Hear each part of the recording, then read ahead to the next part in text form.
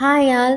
இன்றைக்கி சூப்பராக பிரேக்ஃபாஸ்ட்டுக்கு இட்லியும் பட்டாணி குருமா வைக்கலான்னு பார்த்தா மாவு சூப்பராக புளிச்சு வச்சுருந்து ரொம்பவே நல்லா இருந்துச்சு. நிறைய பேர் சொல்லுவாங்க இட்லிக்கு ஊற்றுனா கல் மாதிரி வருது, சாஃப்டாகவே வரமாட்டேங்குது அப்படின்னு சொல்லுவாங்க. சூப்பராக சாஃப்டாக வர்றதுக்கு ஒரு ஐடியா என்ன அப்படின்னா, நம்ம இட்லிக்கு உளுந்தும் அரிசியும் ஊற வைக்கிறோம். 4 கப் அரிசிக்கு 1 கப் உளுந்து எடுத்துக்கோங்க. ரெண்டையுமே நல்லா வாஷ் பண்ணிவிட்டு தண்ணி ஊற்றி நம்ம ஊற வைக்கிறோம். அந்த தண்ணியை எடுத்து நம்ம ஊறினதுக்கப்புறமா வேஸ்ட் பண்ணக்கூடாது, எடுத்து தனியாக வச்சுக்கோங்க. அந்த தண்ணி ரொம்ப கூலிங்காக இருக்கும். நம்ம மாவு அரைக்கும் போது கிரைண்டர் ரொம்ப ஹீட் ஆகும். அந்த டைமில் நம்ம இந்த தண்ணியை தெளித்து நம்ம மாவை அரைக்கிறோம். தெளிக்கணும், ஊற்றக்கூடாது. கை வச்சு லைட்டாக தெளித்து மாவை எடுத்து விட்டுட்டு இருந்தீங்க அப்படின்னா மாவு சூப்பராக வரும். நிறைய பேர் அப்படியே ஊற்றிடுவாங்க. அப்படி ஊற்றக்கூடாது. மாவு இந்த இட்லி கல் மாதிரி ஆயிரும். லைட்டாக கை வச்சு தெளித்து விட்டுக்கோங்க.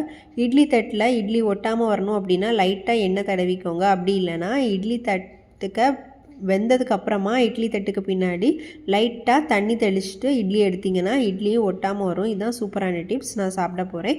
இந்த வீடியோ உங்களுக்கு பிடிச்சிருந்து அப்படின்னா லைக் பண்ணி கமெண்ட் பண்ணி ஷேர் பண்ணுங்கள். தேங்க்யூ.